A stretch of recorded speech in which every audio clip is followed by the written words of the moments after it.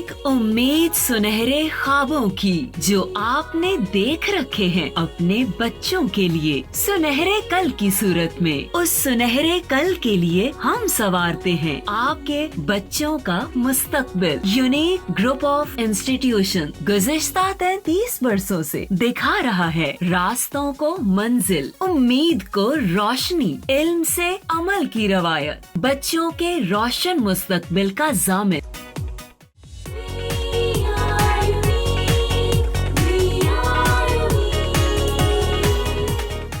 बिस्मिल्लाहिर्रहमानिर्रहीम। अस्सलाम वालेकुम स्टूडेंट्स, कैसे हैं आप लोग बेटा? होपफुली आप सब खैरियत से होंगे। जी बेटा, प्रीवियस लेक्चर नंबर 27 जो है it was about your question answer session number 3। आज हम अपना नेक्स्ट टॉपिक स्टार्ट करने जा रहे हैं, that is endocrine system which we have taken from chapter number 12 coordination and control. तो चैप्टर हमारा कौन सा चल रहा है? Coordination and control. बेटा, जब हमने कोऑर्डिनेशन एंड कंट्रोल का चैप्टर स्टार्ट किया तो हमने पढ़ा पहले नंबर पे व्हाट इज़ कोऑर्डिनेशन, फिर एग्जांपल्स पढ़ी और देन हमने पढ़ा कि coordination may be of two types. It may be chemical coordination, it may B nervous coordination या nerve coordination. So up till now इस चैप्टर में हमने नर्वस कोऑर्डिनेशन जो है उसको कंप्लीट किया। ऑल्दो बहुत सारी चीज़ें अभी भी जो है वो रह गई, मतलब हमने रिसेप्टर्स 2 पढ़ लिए, आई और ईयर के बारे में, उनके डिफेक्ट्स वगैरह के बारे में हमने पढ़ लिया। मतलब अभी बहुत सारी कम्युनिकेशन के हवाले से, कोऑर्डिनेशन के हवाले से और भी बहुत सारी चीज़ें रिलेटेड टू नर्वस सिस्टम जो हैं वो हो सकती हैं, लेकिन जितना सिलेबस आपकी बुक में दिया गया हम उसके अकॉर्डिंग चलेंगे। एक बात यहाँ पे अगेन ज़रा अच्छी तरह आपने समझ लेनी है, मैं बुक से जो है वो बिल्कुल भी नहीं हटूँगा, बुक से और यूनिक नोट्स जो हैं उनसे बिल्कुल भी नहीं हटूँगा। मतलब उनसे बाहर से जो भी चीज़ें होंगी मैं ये सजेस्ट नहीं करूँगा कि आप ये लिख दें। ऑल्दो बहुत सारे आंसर्स जो हैं वो बहुत सारी चीज़ें जो हैं वो हो सकता है आपकी बुक में जो हैं वो एम्बिगुअस हों, मतलब वो बिल्कुल क्लियर ना हों। जैसे कि प्रीवियस चैप्टर्स में, होमियोस्टेसिस के चैप्टर में वेट ऑफ किडनी था या लेंथ ऑफ किडनी, तो इस तरह की चीज़ें जो हैं जो आपकी बुक में मेंशन होगा आपने उसको फॉलो करना है। आपको जो किसी भी सोर्स से जो आपको कह लें कि एग्जैक्ट इन्फॉर्मेशन मिल रही है आप उसको फॉलो नहीं कर सकते, क्योंकि जब आपका पेपर बनेगा तो डेफिनेटली जो पेपर सेटर है उसने आपकी बुक से जो है वो पेपर बनाना है, आपकी बुक से वो MCQs पिक करेगा। तो फिर ऐसी चीज़ें जो हैं, लेट्स से आपकी बुक में किडनी वेट जो है वो 120 ग्राम दिया गया है, तो आप लिख देते हैं एग्जैक्ट जो है वो 128 ग्राम या 132 ग्राम इन मेल। तो अगर आप ऐसा लिख देते हैं तो हालांकि ये ठीक है, ये एग्जैक्ट आंसर है, लेकिन जो आपकी बुक में मेंशन होगा लेटेस्ट वर्जन में आप उसी को मेंशन करेंगे। अब लेटेस्ट वर्जन की मैंने बात की, इसी तरह से जैसे जैसे यूनिक नोट्स में भी इसी तरह से होता है कि जैसे जैसे कोई चेंजिंग्स आती जाती हैं बोर्ड की बुक्स में, उसी तरह से यूनिक नोट्स में भी हम जो है वो चेंजिंग्स करते जाते हैं। तो कोशिश किया करें कि जैसे ही लेटेस्ट वर्जन आता है तो उसको आप जो है वो जल्दी से उसको आप ख़रीदने की कोशिश करें। तो ये चैप्टर जो है, इस चैप्टर के हवाले से ये हमारा करीबन क्वेश्चन नंबर 12 बनता है आपके यूनिक नोट्स के हवाले से। तो क्वेश्चन नंबर 12 है रिगार्डिंग एंडोक्राइन सिस्टम या केमिकल कोऑर्डिनेशन। तो हमने फर्स्ट टाइप की कोऑर्डिनेशन जो है उसको बेटा कंप्लीट किया। अब सेकंड टाइप की कोऑर्डिनेशन की हम बात करते हैं। फर्स्ट टाइप की कोऑर्डिनेशन को मैं एज अ होल फिर से थोड़ा सा मैं डिस्कस कर देता हूँ, एक रिव्यू दे देते हैं ताकि हमें जो है वो नर्वस कोऑर्डिनेशन जो है वो बिल्कुल क्लियर हो जाए सारी बातें। नर्वस कोऑर्डिनेशन बेटा, हमने नर्वस कोऑर्डिनेशन को कहा कि नर्वस कोऑर्डिनेशन जो है it depends upon nervous system. तो नर्वस सिस्टम किस तरह से एक्ट करता है? नर्वस सिस्टम जो है वो एक्ट करता है due to its functional unit that is neuron. तो नर्वस सिस्टम जो है उसका फंक्शनल यूनिट जो है वो है न्यूरॉन। अब न्यूरॉन्स जो हैं उनकी फंक्शनिंग की वजह से जो है वो सारा का सारा कह लें कि नर्वस कोऑर्डिनेशन होती है। अब इन्हीं न्यूरॉन्स से डिफरेंट स्ट्रक्चर्स फॉर्म होते हैं। हमने नर्वस कोऑर्डिनेशन में या नर्वस सिस्टम में हमने फिर डिवाइड किया कि नर्वस सिस्टम जो है उसको, ह्यूमन नर्वस सिस्टम को हम किन किन पार्ट्स में डिवाइड कर सकते हैं। Then we divided human nervous system into 2 main parts. Nervous system को बेटा हमने डिवाइड किया, NS को हमने डिवाइड किया into CNS and PNS, central nervous system and peripheral nervous system. फिर हमने सेंट्रल नर्वस सिस्टम जो है इसमें हमने दो पार्ट्स पढ़े, ब्रेन और फिर ब्रेन में इसकी डिवीजन्स भी पढ़ी, ब्रेन एंड इट्स डिवीजन्स।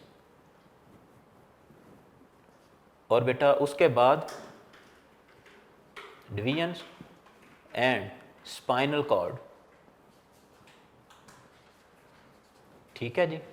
फिर पीएनएस की हमने बात की, तो पीएनएस जो है हमने इसको भी फर्दर डिवाइड किया, somatic nervous system, autonomic nervous system. फिर ऑटोनोमिक नर्वस सिस्टम को हमने डिवाइड किया। बहरहाल कहने से मुराद ये है कि हमने as a whole nervous system को पढ़ लिया। तो नर्वस सिस्टम को जब हमने पढ़ लिया तो नर्वस कोऑर्डिनेशन को हमने पढ़ लिया। अलॉन्ग विद दैट हमने दो रिसेप्टर्स को भी, बहुत इंपॉर्टेंट स्टेप रिसेप्टर्स को भी पढ़ा, आई एंड ह्यूमन ईयर, इनको भी हमने पढ़ लिया। तो ये हमारा एक पोर्शन कंप्लीट हुआ इस आपके चैप्टर का, कोऑर्डिनेशन एंड कंट्रोल। आप ऐसा कह सकते हैं कि इस चैप्टर को दो पार्ट्स में डिवाइड किया जा सकता था, coordination and control 1 and coordination and control 2। तो कोऑर्डिनेशन एंड कंट्रोल 1 में नर्वस कोऑर्डिनेशन हमने पढ़ ली, और कोऑर्डिनेशन एंड कंट्रोल 2 जो है वो एक्चुअली है केमिकल कोऑर्डिनेशन। अब जिसको मैंने नाम दिया है एंडोक्राइन सिस्टम, बेटा ये एक्चुअली केमिकल कोऑर्डिनेशन ही है, ये एक्चुअली केमिकल कोऑर्डिनेशन ही है।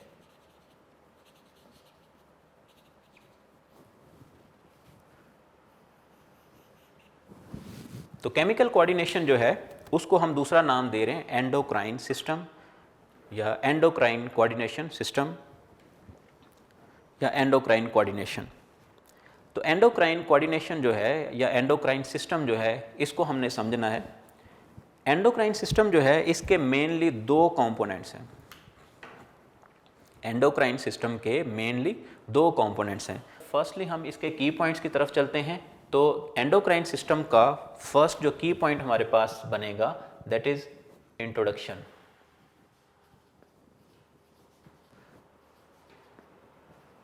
सो आज हम एंडोक्राइन सिस्टम का नंबर 1 पे इंट्रोडक्शन जो है वो करेंगे।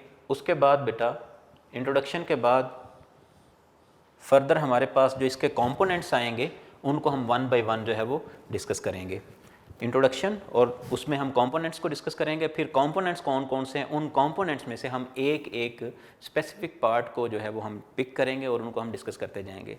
फिलहाल हम की पॉइंट्स भी 1 बाय 1 जो है वो साथ साथ लिखते भी जाएंगे और उनको समझते भी जाएंगे। सो फर्स्ट हमारा की पॉइंट आज के लेक्चर का जो है वो इंट्रोडक्शन टू एंडोक्राइन सिस्टम है।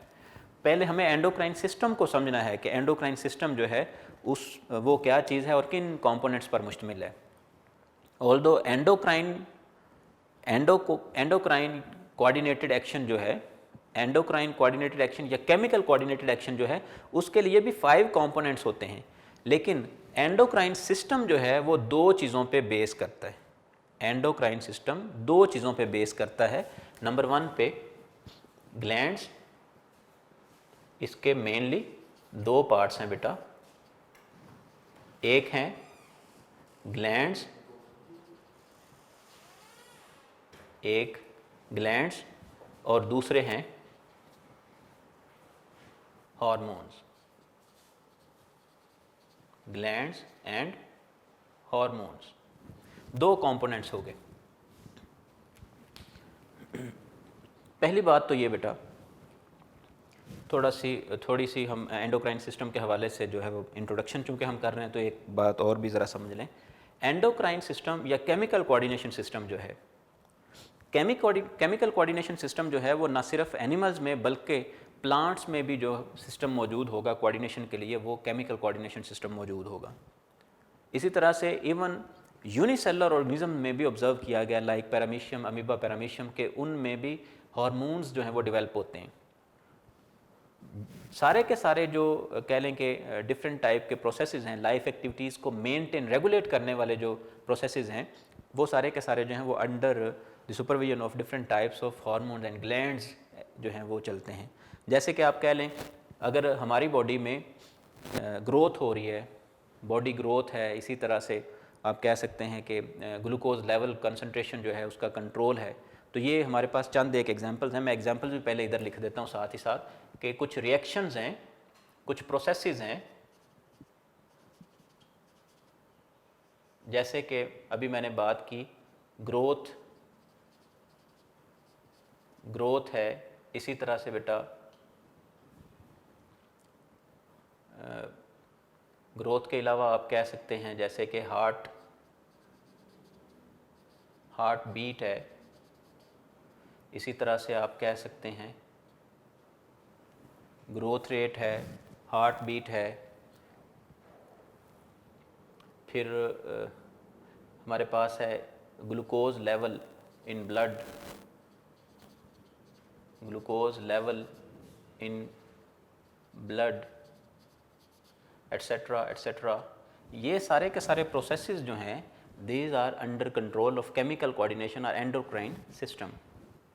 तो ये सारे प्रोसेसेस जो हैं ये किस तरह से परफॉर्म किए जाते हैं, ये अंडर कंट्रोल हैं of chemical coordination, controlled by endocrine system.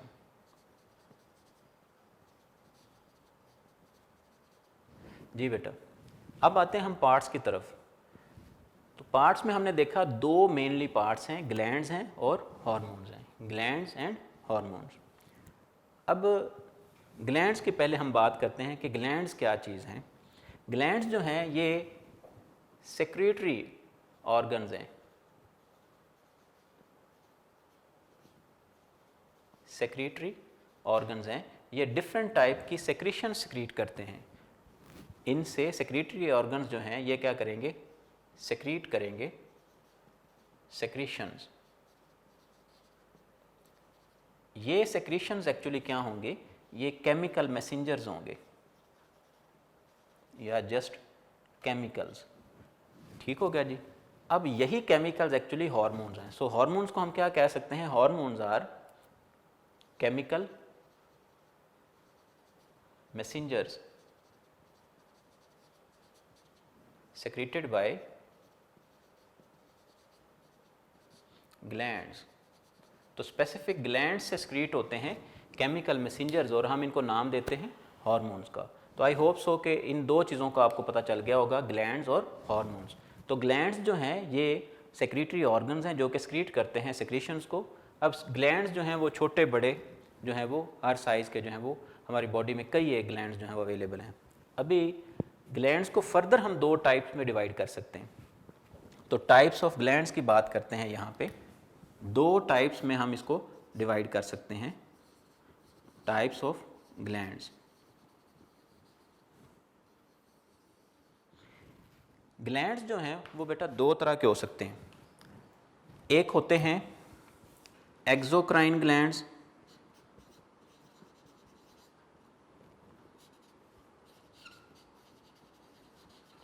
और दूसरे होते हैं बेटा endocrine glands.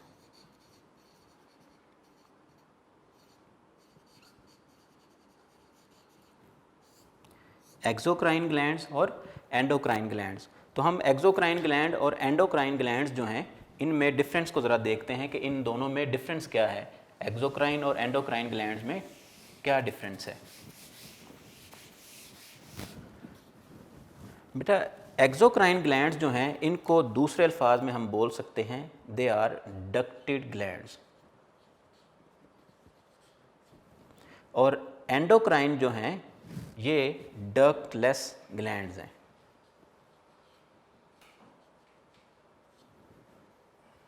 Ducted glands and ductless glands, इनको ज़रा समझते हैं। पहले डक्टेड ग्लैंड्स की बात करते हैं। डक्टेड ग्लैंड्स की किस तरह से आपको समझ आएगी। आप लोगों ने डाइजेशन का चैप्टर पढ़ा है, डाइजेशन का टॉपिक पढ़ा है आपने ग्रेड 9th में। तो वहाँ पे आपने जब आपने डायग्राम बनाई, लेट्स से ये स्टमक रीजन है, यानी कि ये ह्यूमन स्टमक है लेट्स से, और स्टमक जो है इसके साथ आपने दो स्ट्रक्चर्स ड्रॉ किए। उनमें से लेट्स से एक जो है ये लेट्स से लिवर है, ये ह्यूमन लिवर है,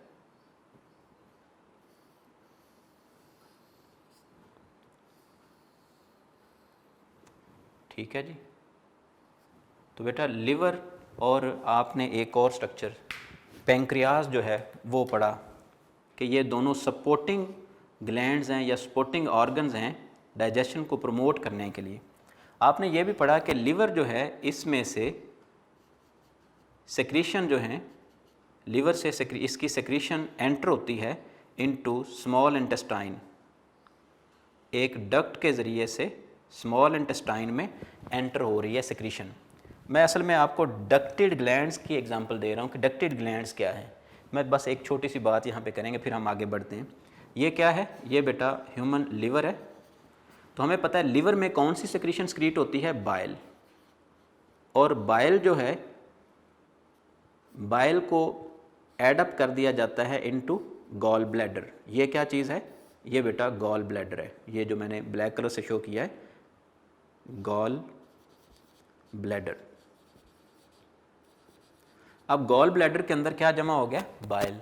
बाइल को स्क्रीट किया जाता है इस डक्ट की मदद से। इस डक्ट को हम बोलते हैं बाइल डक्ट।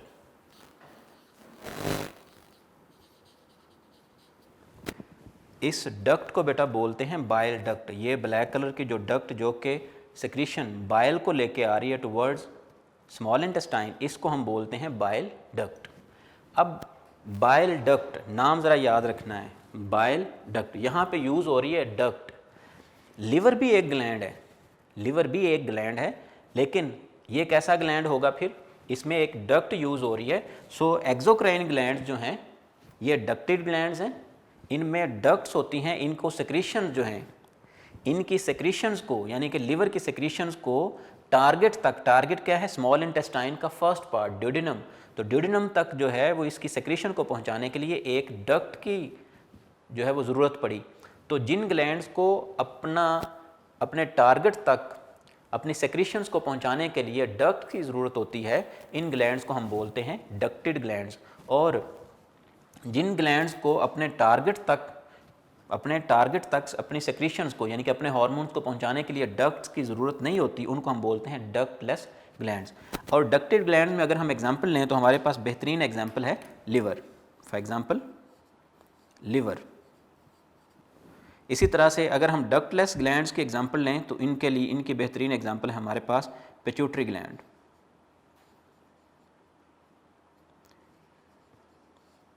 पिट्यूटरी ग्लैंड, ठीक है जी। तो पिट्यूटरी ग्लैंड हमारे पास बेहतरीन एग्जांपल है। अच्छा, अगर इनमें डक्ट्स नहीं यूज़ होती तो बेटा फिर ये अपनी सेक्रीशंस किस तरह से जो है वो टारगेट सेल्स तक पहुंचाते हैं, टारगेट तक पहुंचाते हैं, टारगेट ऑर्गन्स तक पहुंचाते हैं? फिर ये क्या करते हैं? डक्टलेस हैं तो फिर ये अपनी सेक्रीशंस को पोर कर देते हैं इनटू ब्लड स्ट्रीम। जैसे कि अभी हमने बात की थी इंसुलिन की, तो इंसुलिन जो है, इंसुलिन ब्लड ग्लूकोज लेवल को कंट्रोल करती है। सेक्रीशन ऑफ इंसुलिन जो है या इंसुलिन हार्मोन वी कैन से। तो इंसुलिन हार्मोन जो है it controls the blood glucose level. तो ब्लड ग्लूकोज लेवल को कंट्रोल करने के लिए इंसुलिन को स्क्रीट कैसे किया जाता है? पैंक्रियाज इसको स्क्रीट कर रहा है। और पैंक्रियाज जो है जब इसको स्क्रीट करता है तो कहाँ पे और किस तरह से एक्ट करता है? एक्चुअली लिवर जो है वो ब्लड ग्लूकोज लेवल कंसंट्रेशन जो है उसको कंट्रोल करता है under the influence of insulin. तो लिवर तक कैसे पहुंचाई जाती है ये इंसुलिन? किसी डक्ट के ज़रिए से नहीं, बल्कि पैंक्रियाज जो है वो अपनी सेक्रीशन यानी कि इंसुलिन उसको ब्लड स्ट्रीम के अंदर जो है वो ऐड करवा देता है, यानी कि ब्लड के अंदर चला जाता है। अब ये हार्मोन जो है वो ब्लड के अंदर मौजूद है, लेकिन ये हार्मोन जो है सिर्फ टारगेट सेल्स पे जाके एक्ट करेगा, यानी कि लिवर जो है टारगेट ऑर्गन है, इस पे जाके एक्ट करेगी इंसुलिन। सो इस तरह से आप कह लें कि एंडोक्राइन ग्लैंड जो हैं वो इस तरह से अपना फंक्शन प्ले करते हैं। अच्छा, हम पढ़ रहे थे केमिकल कोऑर्डिनेशन या एंडोक्राइन सिस्टम के पार्ट्स कौन से हैं। एंडोक्राइन सिस्टम के दो मेन पार्ट्स हैं, ग्लैंड्स एंड हार्मोन्स। ग्लैंड्स को भी हमने फर्दर देखा, दो तरह के ग्लैंड्स होते हैं, एक्सोक्राइन एंड एंडोक्राइन। तो इसका मतलब यह है कि हमने तो नाम दिया था एंडोक्राइन सिस्टम। इसका मतलब ये हुआ बेटा कि ये जो हमने पढ़ा है, ये जो फर्स्ट टाइप ऑफ ग्लैंड हमने पढ़ा है, ये एक्स्ट्रा था, ये एक एक्स्ट्रा चीज़ थी। मैंने आपको ये बेटा इसलिए बताया एक्सोक्राइन के हवाले से भी कि अगर आपसे कोई शख्स पूछता है कि हमारी बॉडी का सबसे लार्जेस्ट ग्लैंड कौन सा है, तो आप क्या बताएंगे? जब उसने जस्ट ग्लैंड की बात की है तो फिर लिवर जो है, liver is the largest gland of our body. जब वो बात करेगा एंडोक्राइन ग्लैंड की कि हमारी बॉडी का लार्जेस्ट एंडोक्राइन ग्लैंड कौन सा है, तो फिर आप थायराइड ग्लैंड की बात करेंगे। आई होप सो आपको समझ आ गई होगी कि लिवर भी ग्लैंड है, सेक्रीशन क्रिएट कर रहा है, लेकिन इसको हम एंडोक्राइन ग्लैंड में शामिल नहीं करेंगे। इसका कोऑर्डिनेशन में रोल नहीं है, बल्कि इसका जो है वो डिफरेंट फर्दर कई एक तरह के रोल्स हैं। जैसे कि डाइजेशन में आपने रोल पढ़ा पार्ट 1 में, यानी कि 9th में आपने पढ़ा। इसी तरह से लिवर जो है उसके थर्मोरेगुलेशन में रोल है, इसी तरह से लिवर का जो एक्सक्रीशन में रोल है। तो लिवर के डिफरेंट अफ़ाल हैं, डिफरेंट प्रोसेसेस हैं, डिफरेंट कह लें कि उसके फंक्शंस हैं, रोल्स हैं in different types of functioning. लेकिन यहाँ पे हम एक्सोक्राइन ग्लैंड को हमने इसलिए जस्ट पढ़ा है ताकि आपको एक्सोक्राइन ग्लैंड और एंडोक्राइन ग्लैंड में डिफरेंस का भी पता होना चाहिए। ऑल्दो हमारा मेन टॉपिक जो है वो एंडोक्राइन ग्लैंड्स है। ठीक हो गया जी। तो एंडोक्राइन सिस्टम में 2 पार्ट्स, ग्लैंड्स एंड हार्मोन्स। तो इंट्रोडक्शन में हमने ये सारी बातें पढ़ी कि केमिकल कोऑर्डिनेशन जो है वो इन चीज़ों को कंट्रोल कर रही है। ये हमने एग्जांपल्स ली 2-4। इसी तरह से फिर हमने इसके पार्ट्स को देखा, फिर हमने ये देखा कि ग्लैंड्स कितनी तरह के होते हैं, हार्मोन्स क्या हैं। ठीक होगा जी। अब बेटा हम चलते हैं अपने मेन टॉपिक की तरफ। मेन टॉपिक है हमारा, जब हमने एंडोक्राइन सिस्टम कहा बेटा, तो एंडोक्राइन सिस्टम जो है इसमें हमने कहा कि ग्लैंड्स मौजूद हैं। कौन से? Endocrine glands. Endocrine glands. जब हम एंडोक्राइन ग्लैंड्स का नाम यूज़ कर रहे हैं, एंडोक्राइन ग्लैंड्स की टर्म इस्तेमाल कर रहे हैं, तो एंडोक्राइन ग्लैंड्स जो हैं, अब हम इनकी टाइप्स देखेंगे। कई तरह के एंडोक्राइन ग्लैंड्स हैं जो आपकी बुक में उसने मेंशन किए हैं, उनकी हम बात करेंगे। सो एंडोक्राइन सिस्टम के बाद, इसके इंट्रोडक्शन के बाद हम जा रहे हैं एंडोक्राइन ग्लैंड्स में। Endocrine glands. एंडोक्राइन ग्लैंड्स में बेटा नंबर 1 पे ग्लैंड है पिट्यूटरी ग्लैंड। आज हम एक्चुअली पिट्यूटरी ग्लैंड को पढ़ने जा रहे हैं। पिट्यूटरी ग्लैंड ये फर्स्ट कह लें कि एंडोक्राइन ग्लैंड है। इसी तरह से सेकंड, थर्ड, फोर्थ कई एक एंडोक्राइन ग्लैंड्स जो हैं उनकी हम बात करेंगे। फिलहाल हमने पिट्यूटरी ग्लैंड को डिस्कस करना है। सो हमने स्टार्ट कर दिए हैं एंडोक्राइन ग्लैंड्स। अब एक और क्वेश्चन यहाँ पे है कि अगर एंडोक्राइन ग्लैंड्स, जैसे कि पिट्यूटरी मैंने लिखा है, डिफरेंट टाइप के एंडोक्राइन ग्लैंड्स हो सकते हैं। पिट्यूटरी ग्लैंड हो सकते हैं, पिट्यूटरी ग्लैंड हो सकता है, इसी तरह से थायराइड ग्लैंड है, पैराथायराइड ग्लैंड्स हैं। तो क्या हार्मोन्स भी डिफरेंट टाइप के होंगे? जी डेफिनेटली। हार्मोन्स को हम इन्हीं ग्लैंड्स के अंडर पढ़ेंगे कि कौन सा ग्लैंड जो है वो कौन सा हार्मोन्स क्रिएट कर रहा है, ये भी हम इन्हीं में पढ़ेंगे। So firstly we are going to start with pituitary gland. So जी पिट्यूटरी ग्लैंड। जी बेटा फर्स्ट ग्लैंड पिट्यूटरी ग्लैंड। अब पिट्यूटरी ग्लैंड के हवाले से थोड़ा सा उसने इंट्रोडक्शन दिया है कि पिट्यूटरी ग्लैंड जो है ये पी शेप्ड है। पी शेप्ड ग्लैंड है। इसके 2 लोब्स हैं। According to your book there are 2 lobes. There are 2 lobes of pituitary gland। तो 2 lobes हैं पिट्यूटरी ग्लैंड्स के, पिट्यूटरी ग्लैंड के 2 lobes हैं। ठीक है। इन 2 lobes को हम नाम देते हैं, 2 lobes हम नाम देते हैं anterior and posterior lobe. 2 lobes हैं तो इसका मतलब यह है एक को हम बोलेंगे anterior lobe and B part है posterior lobe. Posterior, anterior lobe and posterior lobe, 2 तरह के 2 लोब्स हैं पिट्यूटरी ग्लैंड के। पिट्यूटरी ग्लैंड जो है वो इस लिहाज से बहुत इंपॉर्टेंट है कि पिट्यूटरी ग्लैंड 2 तरह के हार्मोन्स क्रिएट करता है।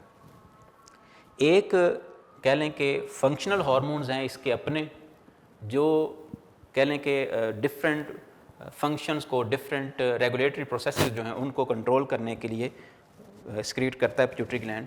कुछ हार्मोन्स जो हैं इनको हम बोलते हैं ट्रॉफिक हार्मोन्स। तो पिट्यूटरी ग्लैंड जो है वो कुछ तो डायरेक्टली एक्शन के लिए भेजता है कुछ हार्मोन्स, और कुछ जो हैं वो ट्रॉफिक हार्मोन्स हैं। ट्रॉफिक हार्मोन्स बेटा ऐसे हार्मोन्स हैं जो कि असल में कंट्रोल करते हैं, control the secretions of other hormones, other glands. So हम ये कह सकते हैं कि पिट्यूटरी जो है इसमें आप ये कह सकते हैं कि it secretes active and trophic hormones, active and trophic hormones. अब एक्टिव हार्मोन जो हैं ये डायरेक्टली एक्ट करते हैं जो कि पिट्यूटरी ने जो काम करवाना होता है। इसी तरह से ट्रॉफिक हार्मोन जो हैं ये कैसे हार्मोन्स होते हैं, ये कंट्रोल करते हैं दूसरे ग्लैंड्स की सेक्रीशंस को, यानी कि किसी और ग्लैंड ने जो जितनी सेक्रीशंस क्रिएट करनी है वो भी पिट्यूटरी ग्लैंड के अंडर होगा। सो हम ये कह सकते हैं इट ऑल्सो, पिट्यूटरी ग्लैंड क्या करता है, control the secretions of other glands. अगर ये ऐसा करता है सो हम इसको नाम देते हैं मास्टर ग्लैंड का। So it is master gland. So pituitary gland का दूसरा नाम है मास्टर ग्लैंड। जी बेटा, अभी तक पिट्यूटरी ग्लैंड के हवाले से हमने बात की कि पिट्यूटरी ग्लैंड जो है ये दो लोब्स पर मुश्तमिल है, anterior and posterior, P shaped structure है, ऑल्दो इसका साइज़ भी ऑलमोस्ट पी ग्रेन के जितना है, और ये सिक्रीट करता है एक्टिव हार्मोन्स और ट्रॉफिक हार्मोन्स। ट्रॉफिक हार्मोन जो हैं ये दूसरे हार्मोन, दूसरे ग्लैंड्स की सेक्रीशंस को कंट्रोल करते हैं। That's why we can say pituitary gland also control the secretions of other glands like thyroid gland etcetera etcetera. जी बेटा, अब हम पिट्यूटरी ग्लैंड के दोनों लोब्स को जो है वो इन डिटेल डिस्कस करने जा रहे हैं। दो लोब्स हैं, पहले हम एंटीरियर लोब को डिस्कस करेंगे कि इसमें से कौन सी सेक्रीशंस निकलती हैं, देन हम डिस्कस करेंगे पोस्टीरियर लोब को। सो पिट्यूटरी ग्लैंड के फर्दर हमने दो लोब्स की बात की, एक है इसका एंटीरियर लोब, एंटीरियर, और दूसरा है बेटा पोस्टीरियर। तो एंटीरियर लोब और पोस्टीरियर लोब को हम डिस्कस करने जा रहे हैं। फर्स्ट ग्लैंड पिट्यूटरी ग्लैंड, और उसके भी फर्दर हमने दो पार्ट्स हमने पढ़े हैं, एंटीरियर एंड पोस्टीरियर। हम एंटीरियर को फर्स्टली डिस्कस करने जा रहे हैं।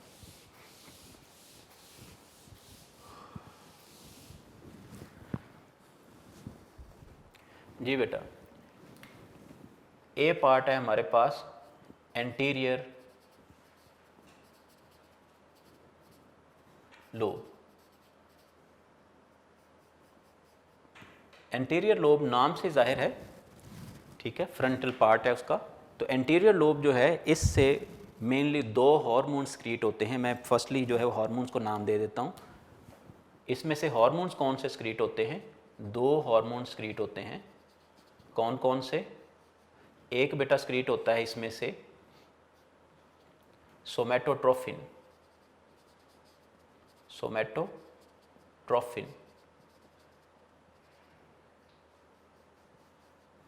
और दूसरा हार्मोन क्रिएट होता है बेटा इसमें से TSH,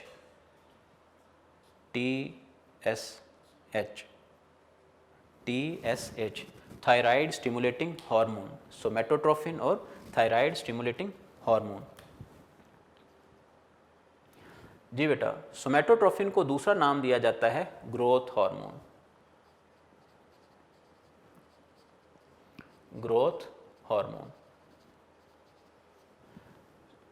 ये जो एंटीरियर लोब जो है दो हार्मोन्स क्रिएट कर रहा है, एक को हमने नाम दिया है बेटा सोमैटोट्रोफिन का, और दूसरे को हमने नाम दिया है थायराइड स्टिमुलेटिंग हार्मोन TSH। इसी तरह से कई एक तरह के और हार्मोन भी क्रिएट होते हैं पिट्यूटरी ग्लैंड से, ऑल्दो यहाँ पे आपकी बुक में दो मेंशन किए गए। इनका काम ज़रा देखते हैं। सोमैटोट्रोफिन जैसे कि नाम से जाहिर है ग्रोथ हार्मोन, इट मीन्स ये ग्रोथ को कंट्रोल करेगा, ह्यूमन ग्रोथ को कंट्रोल करेगा। तो ग्रोथ को ये किस तरह से कंट्रोल करेगा, इसको हम देखते हैं। क्या इसकी सेक्रीशन का कोई इफेक्ट होता है ह्यूमन बॉडी पे, ये ज़्यादा स्क्रीट हो जाए या कम स्क्रीट हो जाए, तो इसका कोई इफेक्ट होता है। हमने एक्चुअली यही चीज़ें पढ़नी है इसमें। अब बाज़ दफ़ा ऐसा होता है कि सोमैटोट्रोफिन जो है इसकी बाज़ दफ़ा कमी हो जाती है बाज़ लोगों में ये जो है वो कसरत से सफिशेंटली जो है स्क्रीट होता है ड्यूरिंग ग्रोथ एज, और बाज़ दफ़ा ऐसा होता है कि आफ्टर ग्रोइंग एज भी जो है वो स्क्रीट होता है। तो ये हमारे पास 3 तरह की सिचुएशंस बनेंगी, हम इनको डिफरेंट नाम देंगे और इनके सिम्टम्स पढ़ते हैं। नॉर्मली तो सोमेटोट्रोफिन जो स्क्रीट हो रहा है तो इससे तो कोई फर्दर कह लें कम्प्लिकेशन जनरेट नहीं होगी, लेकिन अगर ड्यूरिंग ग्रोइंग एज हम दो कह लें के पार्ट बना लेते हैं इसकी सिक्रीशन के हवाले से। During growing as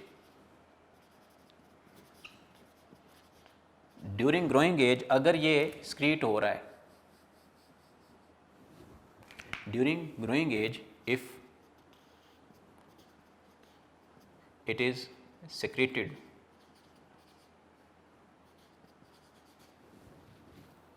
in excess, एक सिचुएशन ये बन गई, अगर ये इन एक्सेस स्क्रीट होता है तो ठीक है। दूसरी सिचुएशन ये बन जाएगी डिक्लाइंड, यानी कि इसकी सिक्रीशन रुक जाती है, डिक्लाइंड सिचुएशन में हो, सेकंड या डिमिनिश्ड कंडीशन में हो। ये 2 सिचुएशन बन गई ड्यूरिंग ग्रोइंग एज, और तीसरी सिचुएशन होगी आफ्टर ग्रोइंग एज, इसको हम इधर डिस्कस करेंगे। आफ्टर ग्रोइंग एज, तो ये हार्मोन बेटा स्क्रीट होता है ड्यूरिंग ग्रोइंग एज और after growing age some time. तो ये हार्मोन जो है ये ग्रोथ को किस तरह से कंट्रोल करता है। अगर ये एबनॉर्मली स्क्रीट होता है, नॉर्मल कंडीशन को हम तो यहाँ डिस्कस नहीं कर रहे, क्योंकि नॉर्मल हमें पता है ये ग्रोथ को कंट्रोल करता है, ना उसको ज़्यादा बढ़ने देता है ना कम होने देता है, तो जिस स्पीड से नेचुरली होनी होती है उसी स्पीड से। अब बाज़ दफ़ा ऐसा होता है कि इन एक्सेस ये स्क्रीट हो जाता है, तो फिर सिचुएशन ये जन्म लेती है कि जो ह्यूमन बॉडी है उसका साइज़ एनलार्ज हो जाता है। सो इस सिचुएशन में क्या होता है, इस सिचुएशन में कुछ सिम्टम्स अपीयर होती हैं और एक कह लें कि कॉम्प्लिकेशन जन्म लेती है। हम इसको नाम देते हैं, इन एक्सेस अगर हो तो हम बोलते हैं गिगेंटिज्म,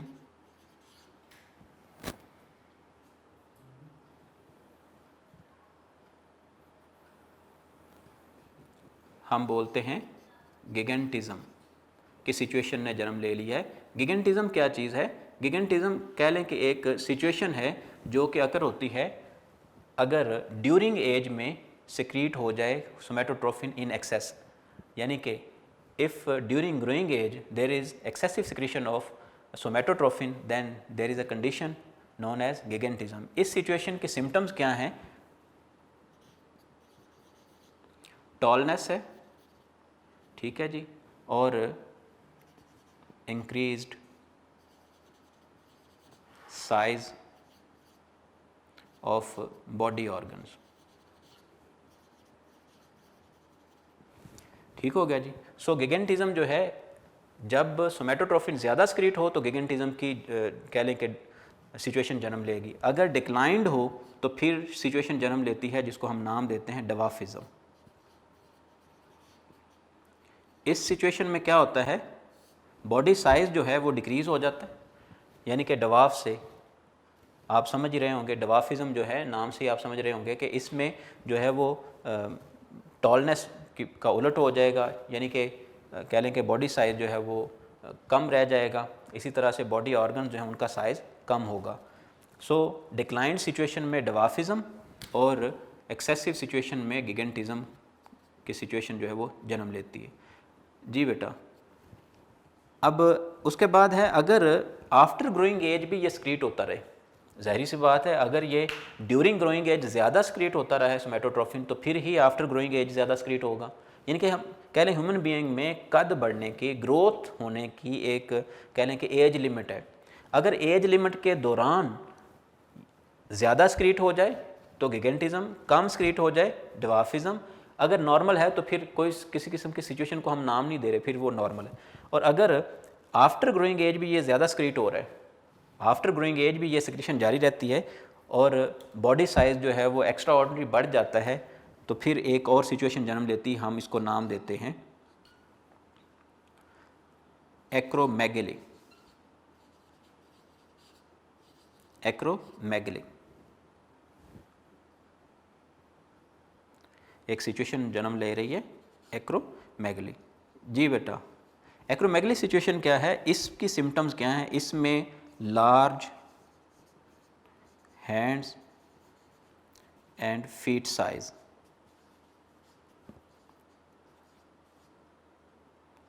ठीक है। इसके अलावा large hand and feet size and body extremities जो हैं वो एनलार्ज हो जाती हैं। सो लार्ज हैंड्स और फीट्स, इसी तरह से लार्ज जॉ बोन है, यानी कि ये जॉ बोन जो है ये भी एनलार्ज हो जाती है। इस सिचुएशन को हम नाम दे रहे हैं बेटा एक्रोमेगली।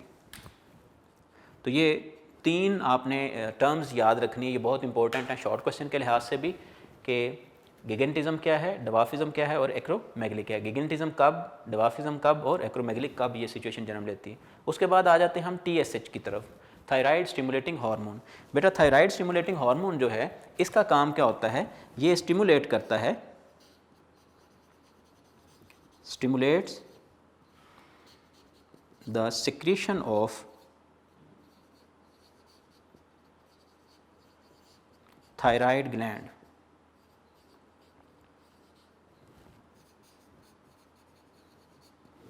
जी बेटा TSH जो है ये थायराइड ग्लैंड की सेक्रीशन को कंट्रोल करता है। जिस तरह से पिट्यूटरी ग्लैंड है इसी तरह से थायराइड ग्लैंड है। थायराइड ग्लैंड के बारे में हम इन नेक्स्ट लेक्चर में इन डिटेल पढ़ेंगे। फिलहाल यहाँ पे ये समझ लें कि थायराइड ग्लैंड जो है ये नेक रीजन में लेरिंग्स के नीचे मौजूद है। सो थायराइड ग्लैंड जो है ये सेक्रीशन सेक्रीट करता है थायरोक्सिन, तो थायरोक्सिन को कंट्रोल करता है TSH, यानी कि TSH जितना ज़्यादा सेक्रीट होगा थायराइड ग्लैंड अपनी सेक्रीशन उतनी ज़्यादा सेक्रीट करेगा, अपने हार्मोन्स उतने ज़्यादा सेक्रीट करेगा। थायराइड हार्मोन जो है, थायराइड स्टिमुलेटिंग हार्मोन, ये जितना ज़्यादा सेक्रीट होगा उतना ही ज़्यादा जो है वो थायराइड ग्लैंड जो है वो अपनी सेक्रीशन सेक्रीट करेगा। अब बेटा दूसरे पार्ट की तरफ आते हैं, एंटीरियर लोब से हम चलते हैं जी पोस्टीरियर लोब की तरफ।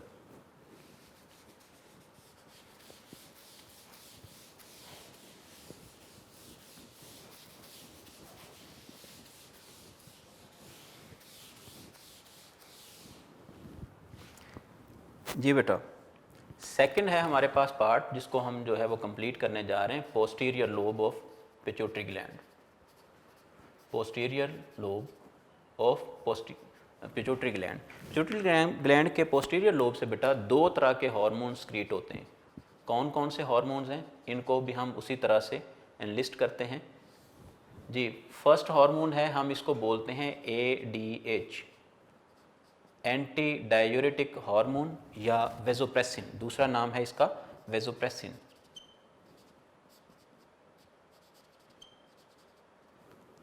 जी बेटा, और दूसरा हार्मोन सेक्रीट होता है हम बोलते हैं oxytocin.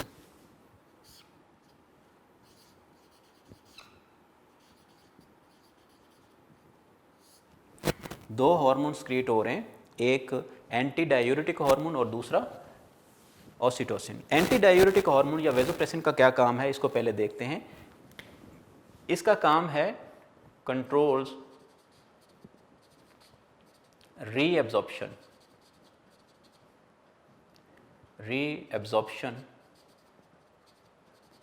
In tubular part of nephron. So ये रीएब्जॉर्प्शन को एनहांस करता है, कंट्रोल करता है। ADH एंटी डायूरेटिक हार्मोन या वेजोप्रेसिन जो है ये क्या कर रहा है, controls reabsorption in tubular part of nephron. तो डेफिनेटली ट्यूबुलर पार्ट जो है यानी कि रीनल ट्यूब्यूल का जो पार्ट है नेफ्रॉन का, वो किसको, रीएब्जॉर्प्शन को कंट्रोल कर रहा है। अब रीएब्जॉर्प्शन इसको समझाने के लिए मैं एक शॉर्टली डायग्राम जो है यहाँ पे ड्रॉ कर रहा हूँ। लेट्स से ये आपके पास नेफ्रॉन है। नेफ्रॉन जो है इसमें फर्स्टली इसमें एब्जॉर्प्शन होती है, यानी कि जिसको हम नाम देते हैं प्रेशर फिल्ट्रेशन। प्रेशर फिल्ट्रेशन के तहत जो है वेस्ट मटेरियल यहाँ पे आ जाता है, यहाँ पे, जिसको हम बोलते हैं ग्लोमेरुलर फिल्ट्रेट, जिसने आगे चल के यूरिन बनना है। तो इस तरफ को जब मूव करता है हमें पता है कि इसके गिर्द, नेफ्रॉन के गिर्द यहाँ पे इस तरह से कैपिलरीज जो हैं उनका नेटवर्क होता है इस तरह से। तो कैपिलरीज का नेटवर्क क्या करता है कि जो एक्सेसिव वाटर होता है, एक्सेसिव वाटर और सॉल्ट्स जो हैं उनको रीअब्जॉर्ब कर लिया जाता है। तो जैसे कि आपने प्रीवियस चैप्टर में पढ़ा है फंक्शनिंग ऑफ किडनी में, फर्स्ट स्टेप जो था प्रेशर फिल्ट्रेशन और सेकंड स्टेप जो है ये है सेलेक्टिव रीअब्जॉर्प्शन, तो यहाँ पे सेलेक्टिव रीअब्जॉर्प्शन होती है। सो सेलेक्टिव रीअब्जॉर्प्शन को एनहांस करने के लिए ADH का इस्तेमाल होता है। अब एक ज़रा सिचुएशन यहाँ पे समझनी है, इन समर क्या होता है कि ADH की सिक्रीशन जो है वो ज़्यादा सिक्रीट होती है और इन विंटर इसकी सिक्रीशन कम होती है। इसके क्या रीज़न है, याद रखना ये ऑपोजिट चलता है। आप इसको अगर सिम्बॉलिकली रिप्रेजेंट करना चाहें, सिर्फ याद रखने के लिए आप जब इसको लिख रहे होंगे तब प्लीज़ इस तरह से ना कीजिएगा। फ़िलहाल आप ये कह सकते हैं कंसंट्रेशन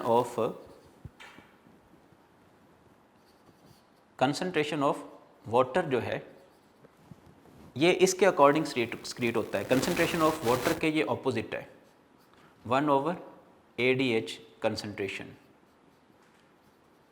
कंसंट्रेशन ऑफ ADH।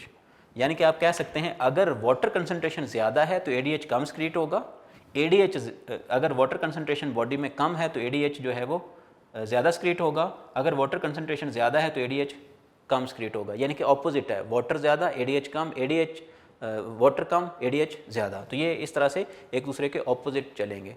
इसका मतलब ये है कि असल में रीअब्जॉर्प्शन को बढ़ाने का काम जो है, मैंने कंट्रोल का वर्ड इस्तेमाल किया, इसका मतलब ये है कि ये कंट्रोल किस तरह से करता है, बॉडी सिचुएशन को देख के ये एनहांस करता है, it enhances the reabsorption, process of reabsorption. जी बेटा, आज के लेक्चर का ये लास्ट एक छोटा सा टॉपिक रह गया, दैट इज़ ऑक्सीटोसिन। ये हार्मोन है।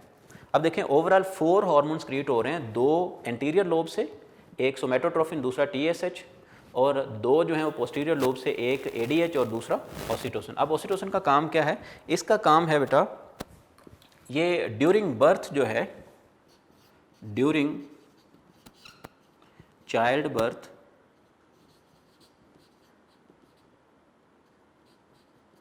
it perform contraction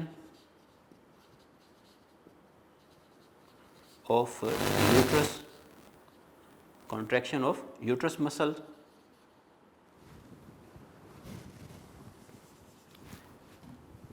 आप ऐसा कह सकते हैं कि ये यूट्रस मसल जो हैं उनकी कॉन्ट्रैक्शन का बायस बनता है, ताकि जो है वो चाइल्ड बर्थ जो है उसमें स्मूथनेस जनरेट हो। तो स्मूथनेस के लिए कॉन्ट्रैक्शन ऑफ यूट्रस मसल्स जो हैं उनका बायस बनता है, और इसके साथ ही साथ इजेक्शन ऑफ मिल्क